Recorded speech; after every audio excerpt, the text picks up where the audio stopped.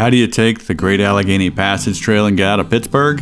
Well, I'm going to show you how to get from the point at Point State Park, the site of Fort Pitt from the French and Indian War around 1760, to past the hot metal bridge where in the 1900s local steel mills would carry crucibles of molten iron across the river to be converted to steel.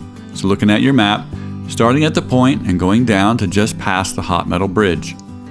This marker at the point is also the official endpoint of the Gap Trail. This video will show you the point of view you will have when you're riding your bike.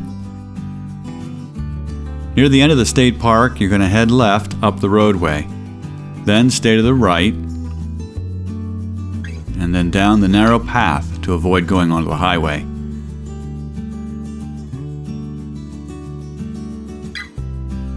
Once you're down the ramp to the parking lot, take a slight right to get onto the waterfront path. You will have the Monongahela River to your right for a few miles. Locally, this river is known as the Mon. Hopefully your journey has sunshine and blue skies like we had.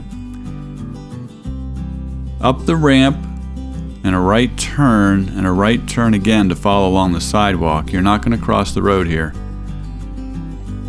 A little ways down, you're going to cross the road. Pay attention here, stay to the right, and now the path will become more obvious. In about 2 miles, you're going to come to the hot metal bridge. As you ride through this section, take a look to your right, and across the Mon, you'll see what's called the south side of Pittsburgh. When you go over a small bridge, pay attention here. This is where you're going to stay to the right and go up the ramp and across the Mon on the hot metal bridge.